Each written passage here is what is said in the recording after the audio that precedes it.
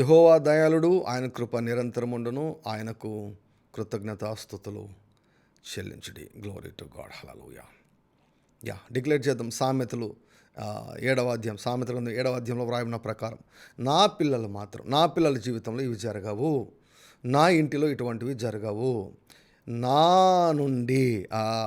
నుండి మొదలై మీ పేరెంట్స్ ఒకవేళ ఇటువంటి పాపంలో జీవించారేమో. So don't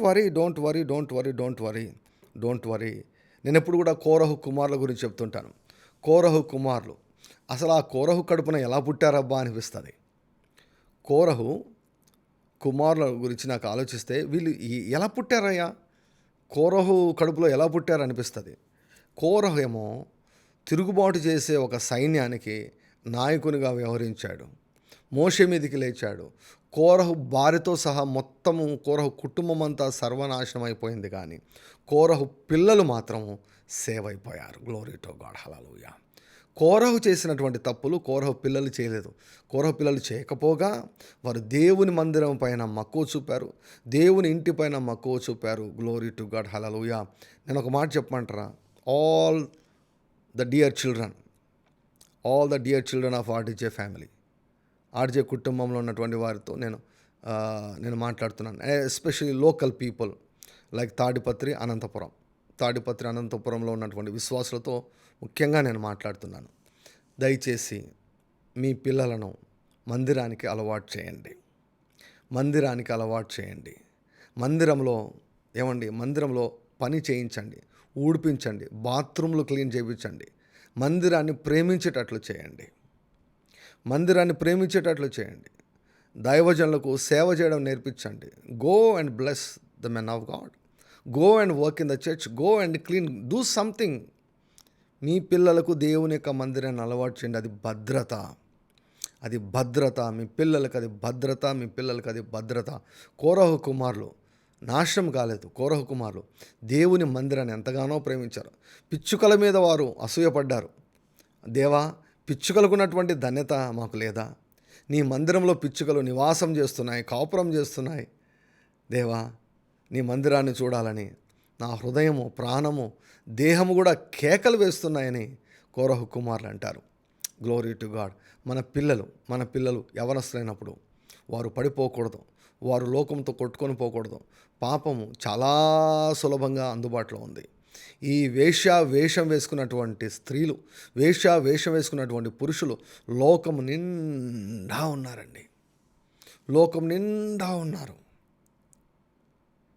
so we need to protect our children. మన పిల్లలను మనము భద్రపరచుకోవాలి. At the same time we need to take very much and extreme care about their friends. మందిరాన్ని ప్రేమించేటట్లు చేయండి.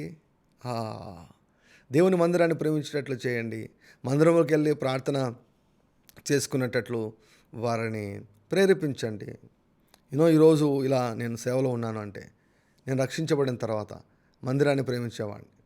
సమయం దొరికితే చర్చికి వెళ్ళి దేవుని యొక్క సన్నిధిలో 1-2 గంటలు దేవుని యొక్క సన్నిధిలో గడిపేవాడిని. సమయం దొరికితే దేవుని మందిరాన్ని ప్రేమించేవాడిని.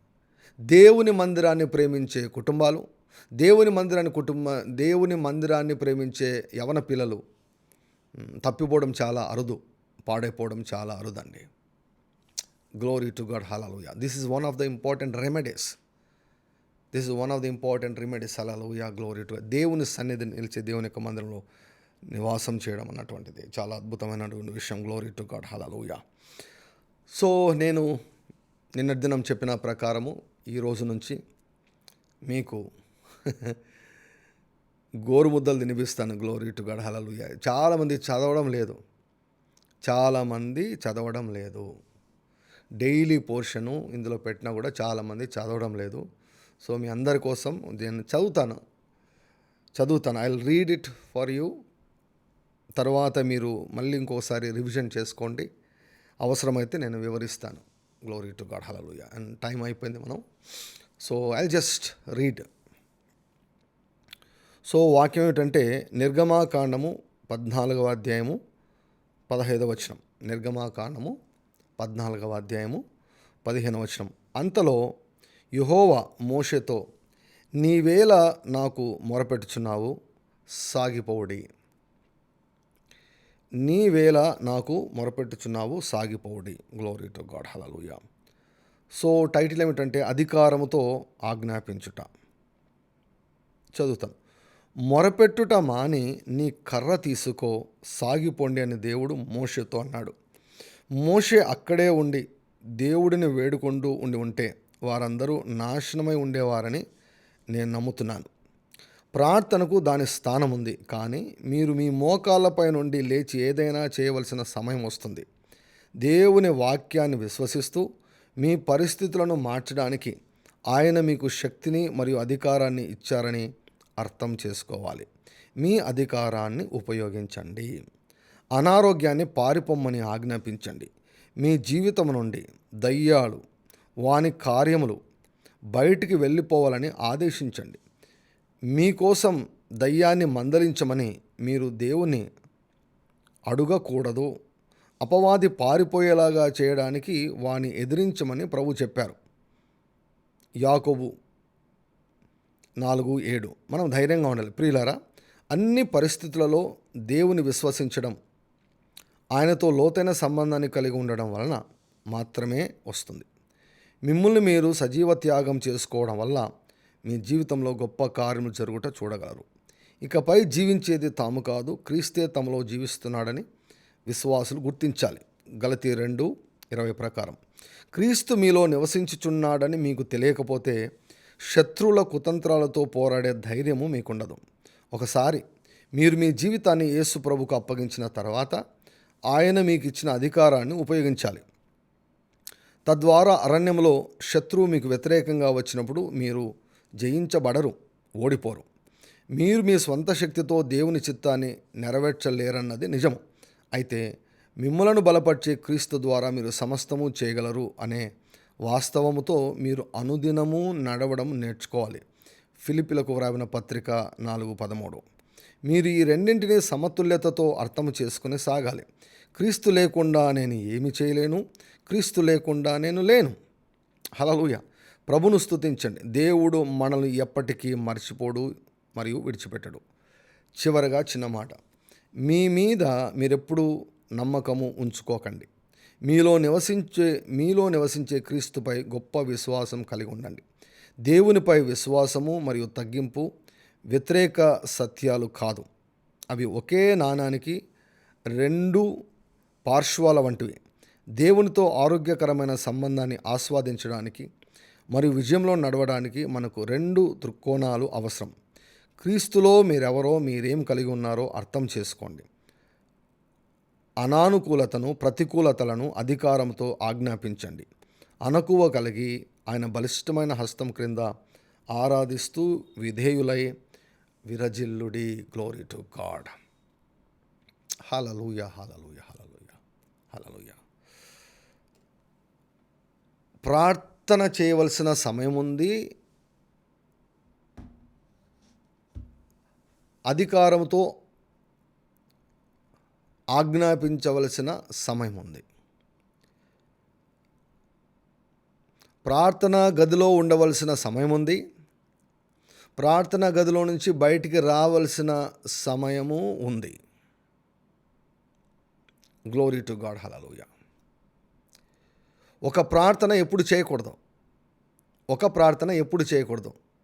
టైప్ చేయండి. You type it. ఒక ప్రార్థన ఎప్పుడు చేయకూడదు.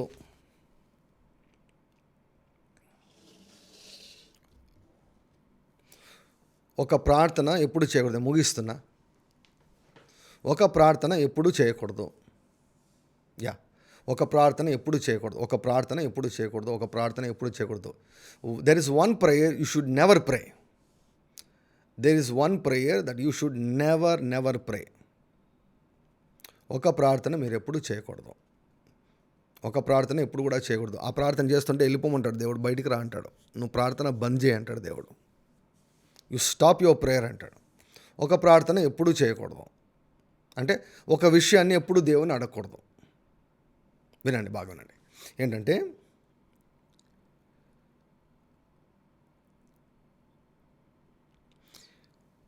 నిన్ను చేయమని చెప్పిన దానిని నీవు చేయకుండా దేవునిని చేయమని అడగకూడదు. నేను మళ్ళీ చెప్తున్నాను, దేవుడు నీకు ఏది చేయమని చెప్పాడో దానిని దేవా నీవు చెయ్యి అని అనకూడదు. మీకు ఎగ్జాంపుల్తో సహా చెప్తాను, అప్పుడు అర్థమవుతుంది. ఐ రిపీట్, దేవుడు నీకు ఏమి చేయమని చెప్పాడో దానిని నీవు చేయకుండా దేవా నీవు చెయ్యి అనే ప్రార్థన ఎప్పుడు చేయకూడదు. బుద్ధి లేని ప్రార్థన, జ్ఞానం లేని ప్రార్థన. దేవుడు నీకేం చెప్పాడో అది చేయకుండా దేవా నీవు చేయి ప్రభు అని. సింపుల్ ఎగ్జాంపుల్, దయ్యాలతో మనం వ్యవహరించినప్పుడు దేవా సాతానును బంధించు ప్రభువా అన్నంత బుద్ధి లేని ప్రార్థన ఇంకొకటి లేదు. టైప్ చేయండి, దేవా దయ్యమును బంధించు ప్రభువా అనే బుద్ధి లేని ప్రార్థన ఇంకొకటి లేదు. దేవా సాతానును బంధించు నాయనా, దేవా సాతానును ఇబ్బంది పెడుతున్నాను నాయనా, దేవా సాతానును బంధించు ప్రభువా. ఇది ఒక బుద్ధి లేని ప్రార్థన, జ్ఞానం లేని ప్రార్థన. ఎందుకు? ఆ పని దేవుడు ఎవరికి ఇచ్చాడు? నీకు ఇచ్చాడు ఆ పనిని. భూమి మీద నీవు వేటిని బంధిస్తావో, హల్లెలూయా, భూమి మీద నీవు బంధించాలి. నువ్వు బంధించు, నీకు అధికారం ఇచ్చాను, నీవు బంధించు అంటే నువ్వేం ప్రార్థన చేస్తావు? దేవా బంధించు ప్రభు అంటారు. ఎంతమంది సేవకులని పిలువబడేవారు, ఎంతమంది ప్రార్థన, దేవా బంధించు నాయనా, దేవా ఈ వర్షమును ఆపు నాయనా, దేవా ఈ రోగమును నైనా బంధించు నాయనా, ఈ దయ్యమును బంధించు నాయనా.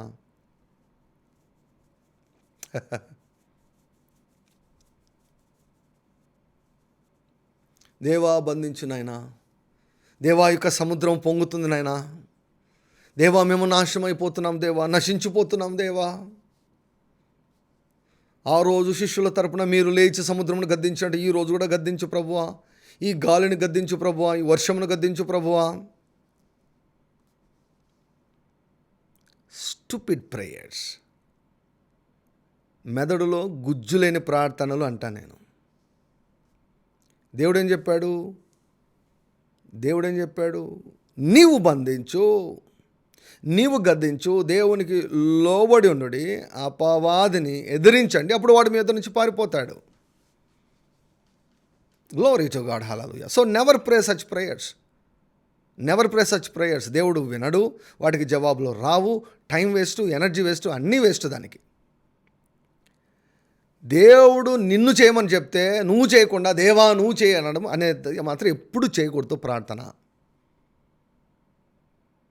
అర్థమవుతుందండి? I hope I conveyed the message.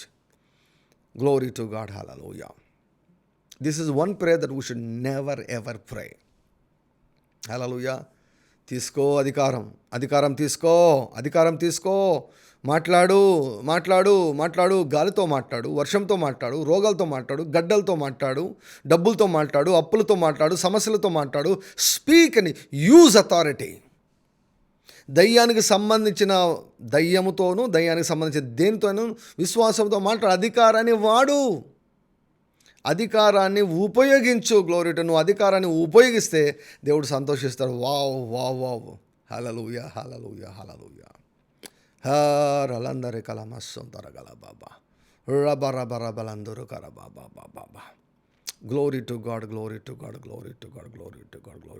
మోషే ప్రార్థన, ప్రభువా నాయనా తండ్రి, ఇటుపక్క చూస్తే ఎర్ర సముద్రం, అటుపక్క శత్రులు వస్తున్నారు ప్రభు అని ప్రస్తుత పరిస్థితిని వివరిస్తుంటే, బాబు నాయనా మోషే లేనైనా కొంచెం ఇంకా చాలనైనా బాబు. ఓ ప్రేయర్ వారియర్, నువ్వు ప్రేయర్ చేసింది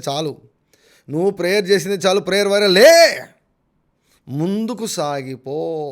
ప్రార్థన చేసే సమయం అంటూ ఒకటి ఉంది, ముందుకు సాగిపోయే సమయం ఒకటి ఉంది. Hallelujah. Glory to God. Always pray for revolution అండి. విజ్డమ్, నాలెడ్జ్, అండర్స్టాండింగ్, రెవల్యూషన్స్ కోసం ప్రార్థన చేయండి, అడగండి. Glory to God, hallelujah. So దేవునికి అధికారం ఇచ్చాడు. ఆ అధికారాన్ని నువ్వు ఉపయోగించకుండా దేవా దేవా నువ్వు చేయి ప్రభువా, నువ్వు చేయి ప్రభు అంటే ఆ ప్రార్థనలకు జవాబులు రావు. Okay, why to waste our precious time?